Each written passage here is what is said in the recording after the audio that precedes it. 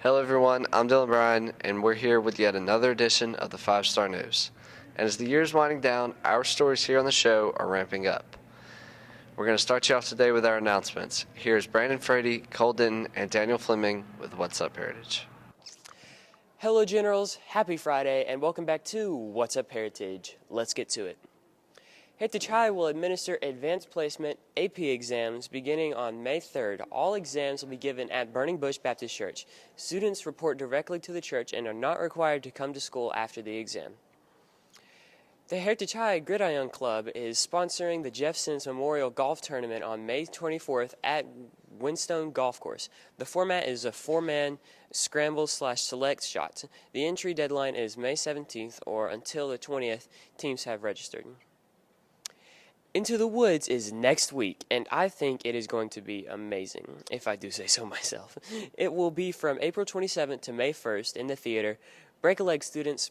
And now on to our weather forecast.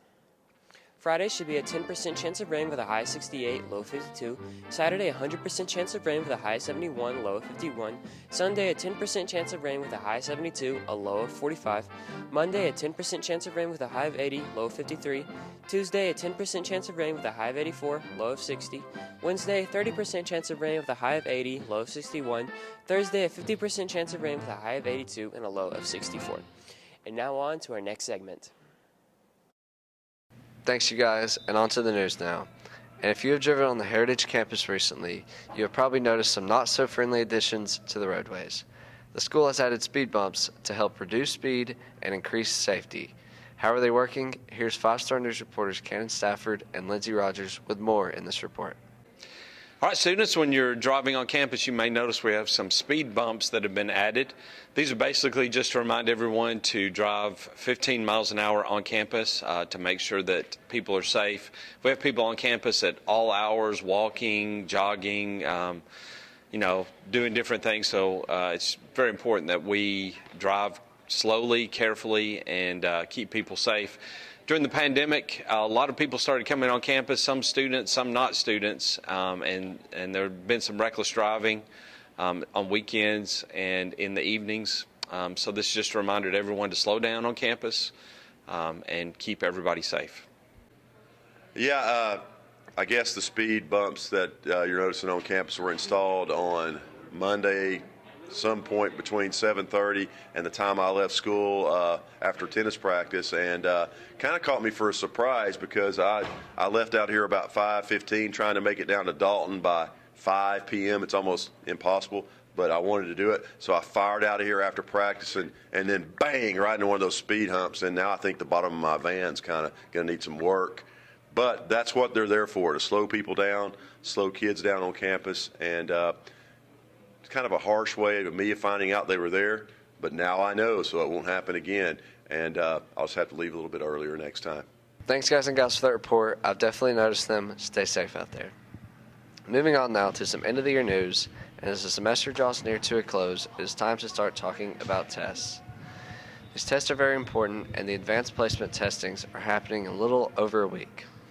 How important are these tests, and how do you need to study for them? Here's Ben Dineski, Lindsay Davies, and Casey Capote with more on this report. So AP exams start in just a little over a week, and it's a great opportunity for students who've been working hard in their AP classes to potentially get college credit.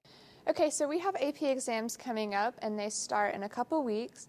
These are really important exams for high school students because if you get a good enough score, you can actually exempt out of college classes, and that saves you money and time and gets you graduating out of college faster. Some of the best ways to study are to get online and look for YouTube videos on particular topics.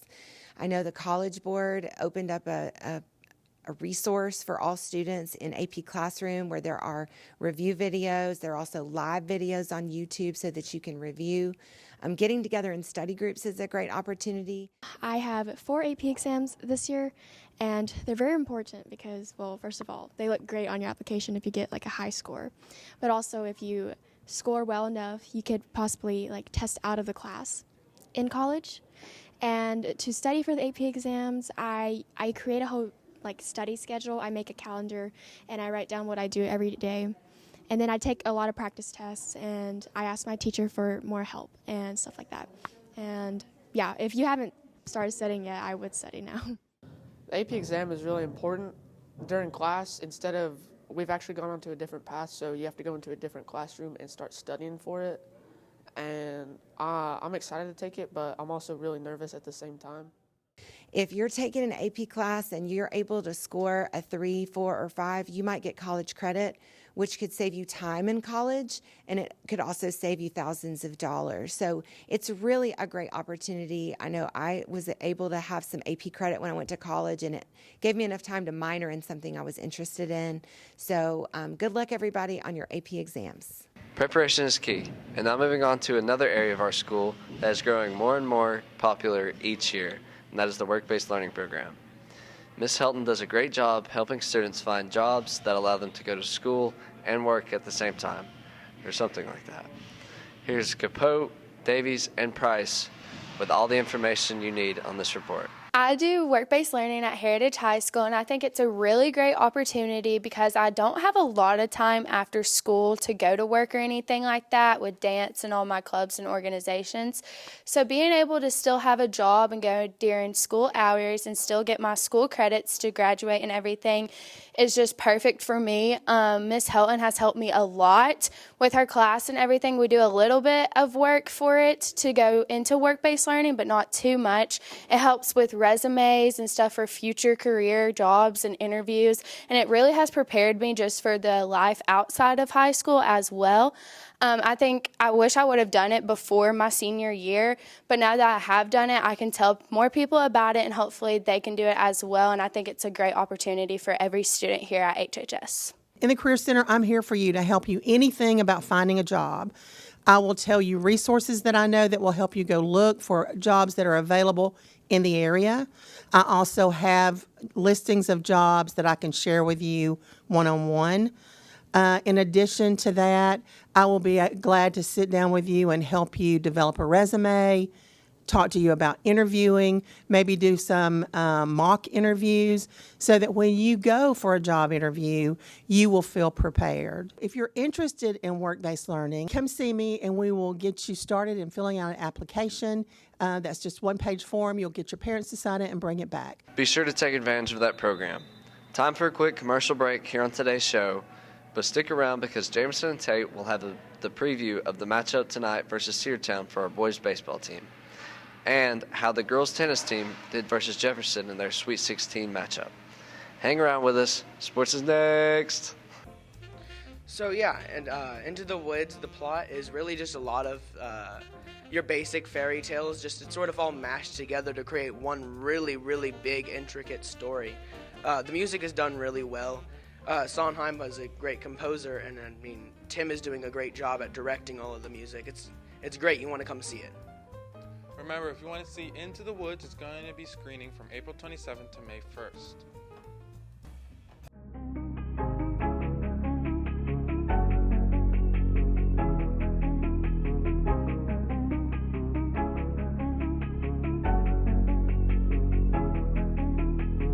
Again on the track.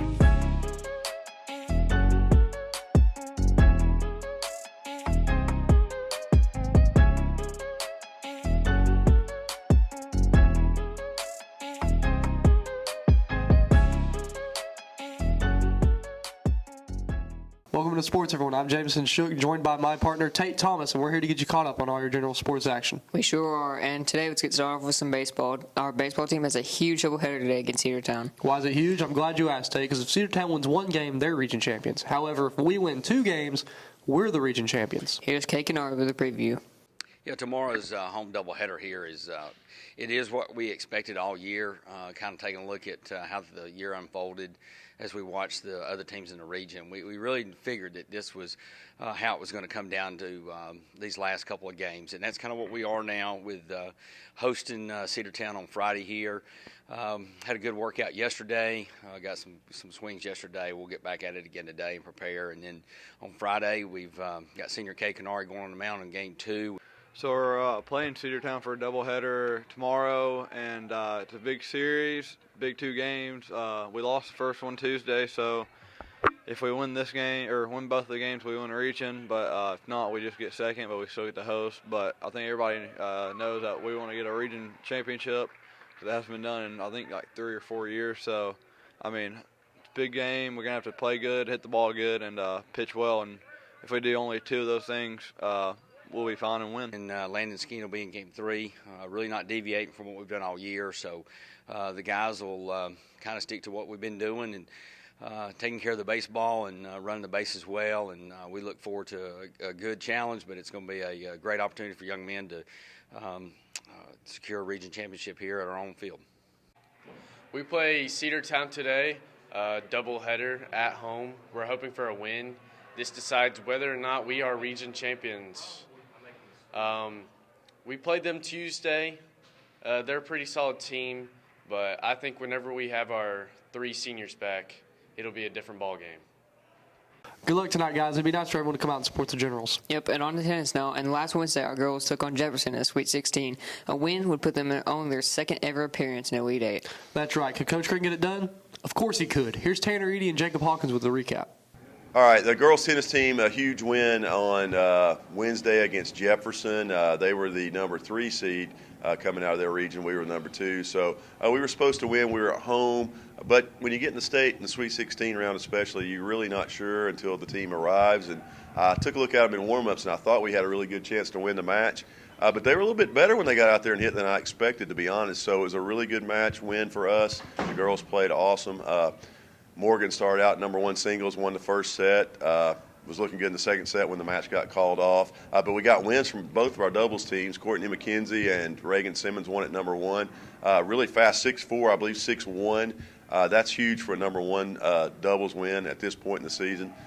Number 2 doubles were strong. They were off really fast. Ellie Jost and Lauren Mott got the first point for us. Straight sets like 6-1, 6-2. It was over just like that. And that's awesome for our singles players. You got 2 wins under your belt. You need 1 of the next 3 that are on the court. And soon after the number 1 team won, Bailey won her match, I believe is how it went. And it was over. And we had advanced, so we're going to go to the Elite 8. We don't know who we're playing right now. It's either going to be Islands out of Savannah or Spalding out of somewhere close to Atlanta.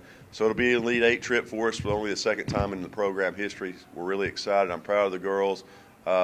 When the season started, a lot of stuff was up in the air. We really didn't know what we were going to do with doubles, didn't know who was going to play number 3 singles, and it's just worked out. They've been awesome. They're playing well right now, and that's the best time to be playing good is right at the end of the year. We had a 3-0 win, and we're first doubles, me and Reagan, and we had a pretty good game.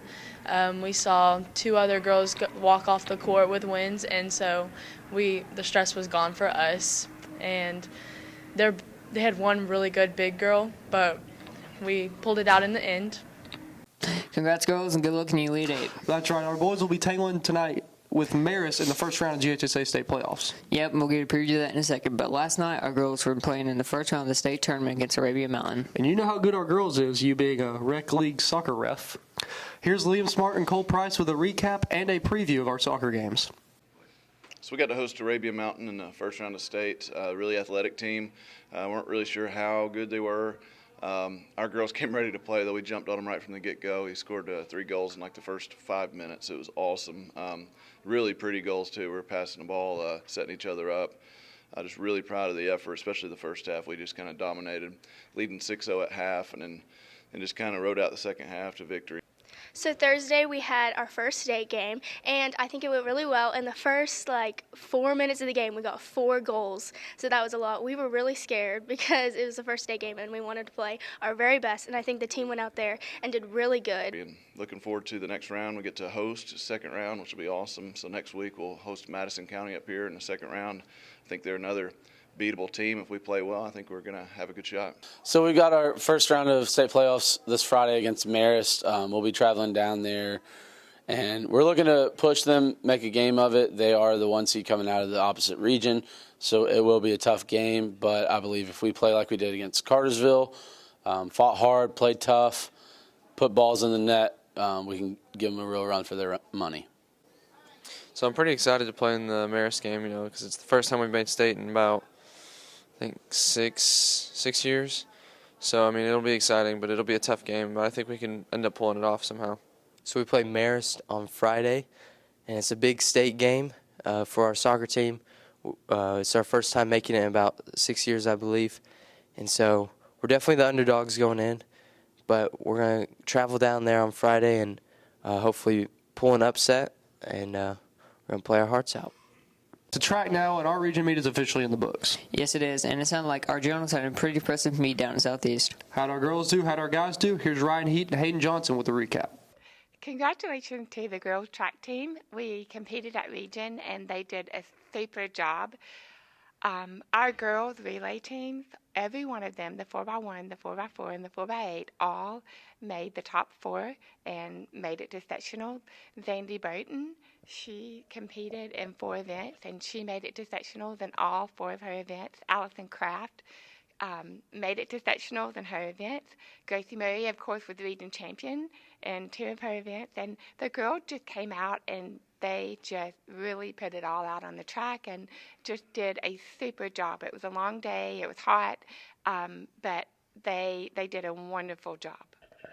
We had regionals, I think it was Monday and Tuesday, and we did good as a team. The girls got second, and I think the guys got third, and we all worked really hard together as a team.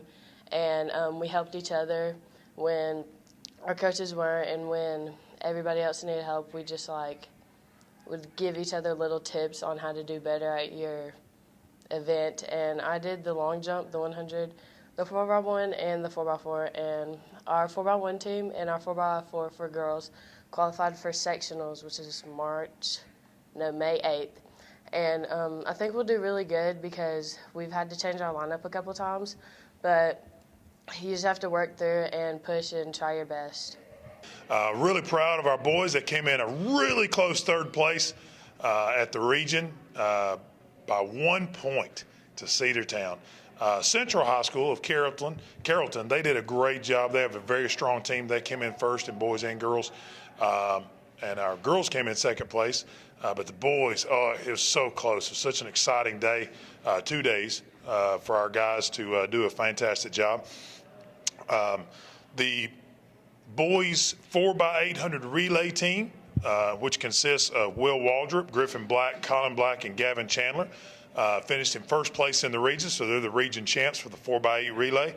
Other qualifiers for sectionals, the top 4 placers at region qualified for sectionals at North Oconee High School on Saturday, May the 8th.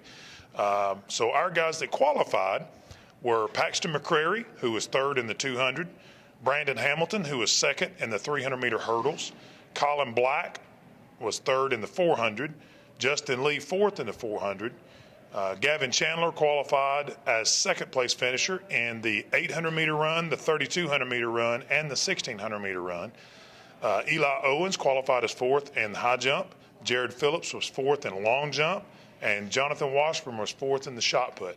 So we've got 10 boys that are going to be going to sectionals to compete there for an opportunity to move on to state. So good luck to you guys. Really proud of them. There was, like I said, a really strong finish. The last event of the day, the 4x400 relay, just barely finished right behind Cedartown, which gave them the lead. So really proud of the effort. Coaches were just beaming with pride and so grateful for the opportunity this year and for the effort that our guys showed. Really proud of them and look forward to the rest of the season. Congrats to everyone except for you because you didn't make it to sectionals. Okay, it's finally time for everyone's favorite segment on the show, sports trivia. Yeah, that's right. But this week, our contestants brought the questions to the host. That's right. Here's Carson Green, Damon Jones, and Cameron Boatwright answering questions on sports trivia. Oh, yeah. Little song for the sneakerheads. FTC. Why not? Boss is one. Let me get a heat check. Can I get a heat check?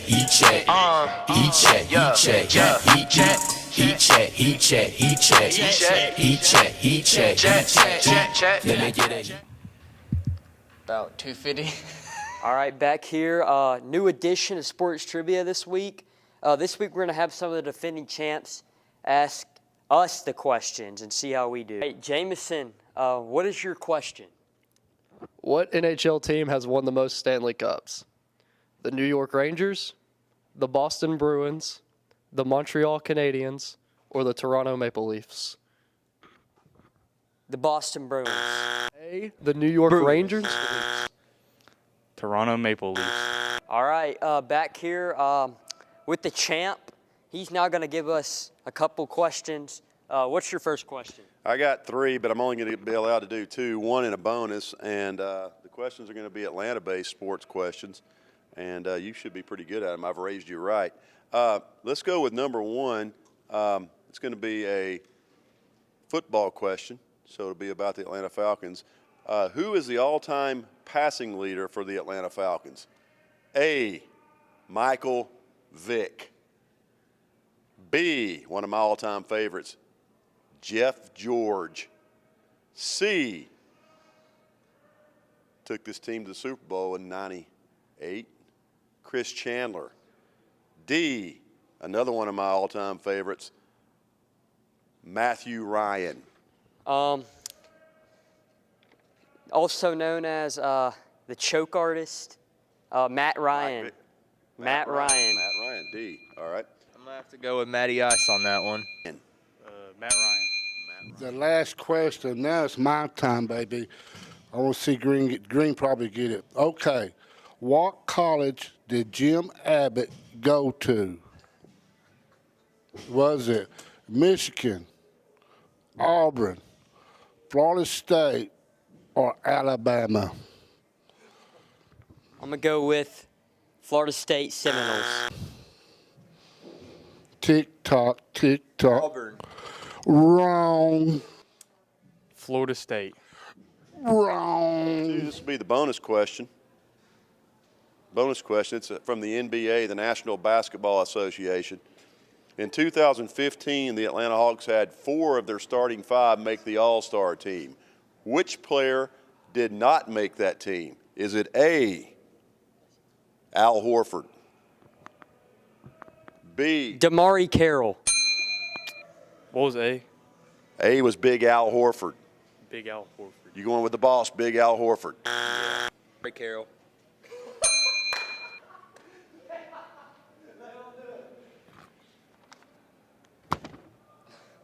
All right. All right, we got a tiebreaker this week between me and Cameron. We're going to do Family Feud style. First one to get first one to get the answer right gets the point. Jameson's coming up with the question. This first question is submitted from HHS wrestling icon Tate Thomas. Who broke The Undertaker's WrestleMania streak? Brock Lesnar. This second question is submitted from Subpar Sports Trivia attendant Coach Green. How many times have the Atlanta Braves won the World Series? 2 times. Incorrect. 1 time. Correct. The final question. What team did the U.S. beat in the 1984 Olympics that inspired the movie Miracle? It's a hockey movie, right? Russia. Correct. Let's go! We're back here with Carson Green, and how does it feel to do the family proud? It feels good. My dad's pretty good on this show. Sometimes I think I'm the better trivia dude in the family, but that's just, we'll have to figure that out later in the future. But feels good to take down Boatwright.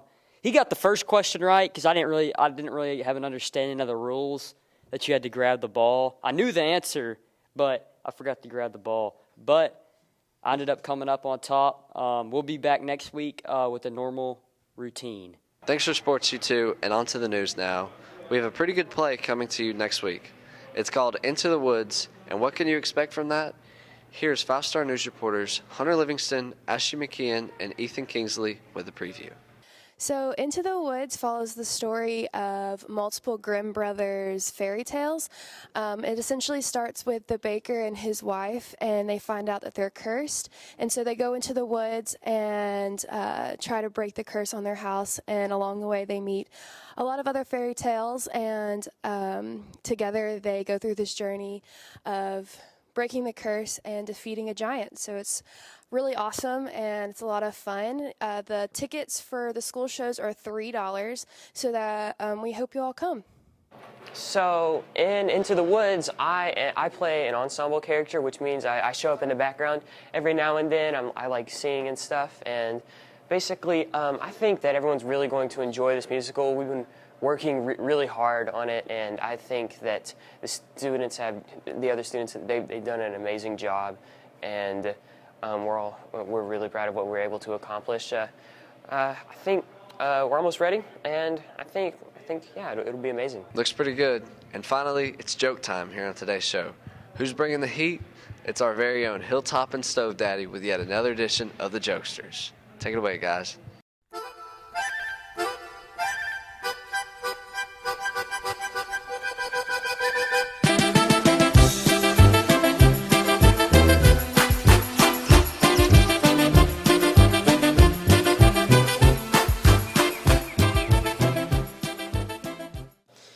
What's up, big ballers? It's your boy Hilltop with Stove Daddy. We're back again for another edition of the Jokesters, doing the same thing, telling some students and maybe some teachers some jokes. Stay tuned.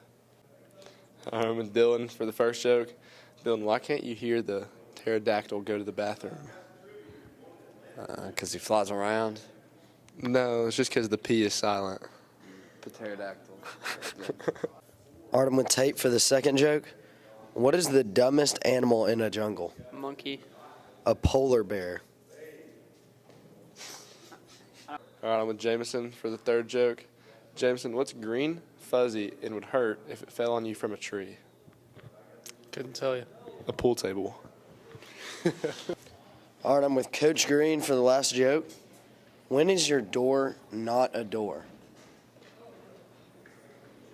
When is your door not a door?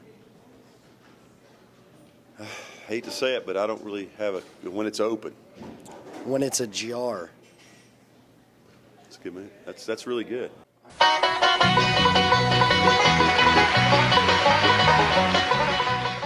And with that, that'll do it for our Friday edition of the 5-Star News. I'll be back next Wednesday with a brand new report. But until then, stay classy, Heritage.